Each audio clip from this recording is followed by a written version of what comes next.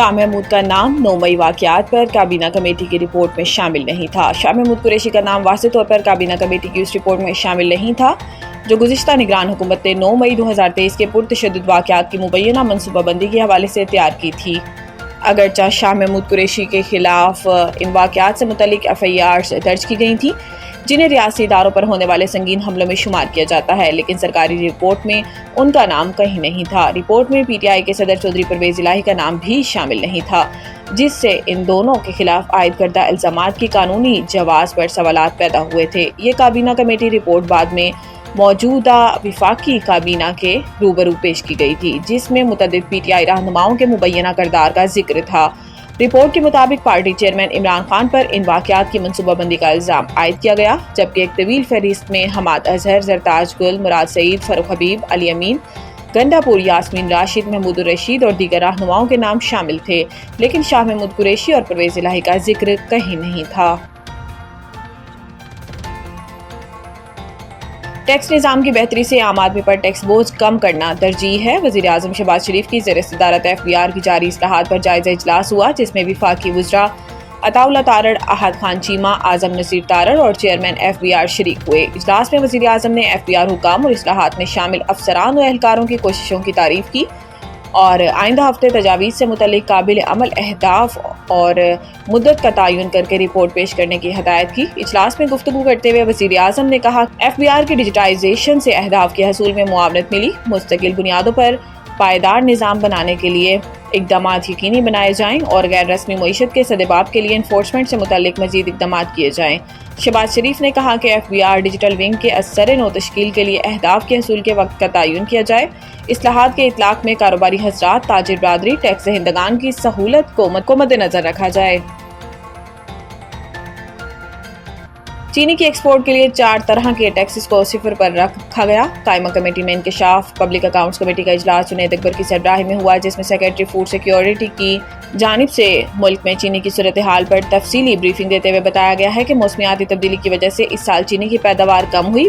Briefing میں مزید بتایا گیا ہے کہ پچھلے سال 87 میٹرک ٹن چینی پیدا کی گئی تھی اور اس سال یہ 84 میٹرک ٹن رہی۔ پچھلے سال 77 شوگر ملز نے کرشنگ کی، جبکہ اس سال 79 ملز نے کی۔ قیمتوں میں اضافے کی وجہ سے بفر سٹاک کے لیے 5 لاکھ ٹن چینی کی امپورٹ کی سمری منظور کی ہے۔ ریاست فتیانہ نے کہا کہ FBR سے نیا SRO جاری ہوا، اس پر سیلز ٹیکس کو 18% سے 0.2% کیا گیا۔ نوید قمر نے کہا کہ میرے خیال میں حکومت کو چینی کی قیمت کو کنٹرول نہیں کرنا چاہیے، چینی کا باہر جانا آنا مسئلہ نہیں۔ کیا مسابقتی کمیشن نے اس کارٹلائزیشن کو ختم کرنے کے لیے کچھ کیا؟ جب آپ کے IMF کی وجہ سے ہاتھ بندھے ہوئے ہیں تو کارٹلز کی وجہ سے آپ پورے معاہدے کو خطرے میں ڈال رہے ہیں۔ جنید اکبر نے کہا کہ اگلے ہفتے ہمیں مکمل بریفنگ دیں، کس نے چینی امپورٹ کی، کس نے ایکسپورٹ کی اور کس نے اجازت دی۔ نور مقدم کے سزا یافتہ مجرم ظاہر جعفر نے نظرثانی درخواست دائر کر دی۔ سپریم کورٹ میں دائر درخواست میں موقف اپنایا گیا ہے کہ عدالت نے ملزم کی ذہنی حالت کا تعین نہیں کرایا۔ سپریم کورٹ میں میڈیکل بورڈ تشکیل دینے کی درخواست دی، سپریم کورٹ نے اس متفرق درخواست پر فیصلہ نہیں دیا۔ درخواست میں کہا گیا ہے کہ سزائے موت دینے کے لیے ویڈیو ریکارڈنگ پر انحصار کیا گیا، ویڈیو ٹرائل کے دوران درست ثابت بھی نہیں کی گئی، ملزم کو ویڈیو ریکارڈنگز فراہم بھی نہیں کی گئیں، ٹرائل کے دوران کبھی وہ ویڈیوز چلا کر بھی نہیں دیکھی گئیں۔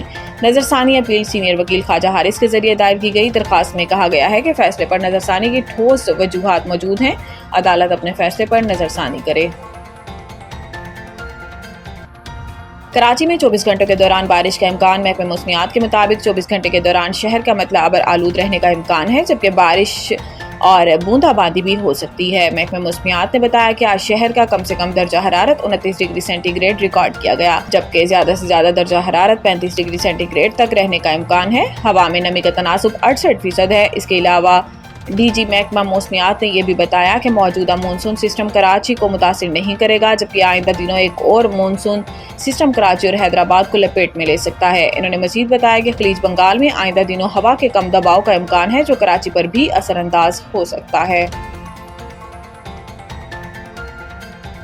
آئرلینڈ کے خلاف T20 سیریز کے لیے پاکستان ویمنز ٹیم کے اسکواڈ کا اعلان۔ ویمنز نیشنل سلیکشن کمیٹی نے اسکواڈ کا انتخاب ویمنز اسکلز کیمپ میں شریک 24 کھلاڑیوں میں سے کیا فاطمہ ثنا ٹیم کی قیادت کریں گی۔ 2023 کی ویمنز انڈر 19 ورلڈ کپ میں پاکستان کی نمائندگی کرنے والی ایمان فاطمہ کو بھی قومی ویمنز اسکواڈ میں شامل کیا گیا۔ 15 رکنی ٹیم آئرلینڈ روانگی سے قبل کراچی میں پری سیریز کیمپ میں شرکت کرے گی۔ آئرلینڈ کے خلاف سیریز 6 سے 10 اگست تک ڈبلن میں کھیلی جائے گی۔ 15 رکنی اسکواڈ میں عالیہ ریاض، ڈیانا بیگ، ایمان فاطمہ، گل فیروزہ، منیبہ علی، نجیحہ علوی وکٹ کیپر، جبکہ نشرہ سندھو، نتالیہ پرویز، رمین شمیم، صدف شمس، سعدیہ اقبال، سدرا امین، طوبہ حسن اور وحیدہ اختر شامل ہیں۔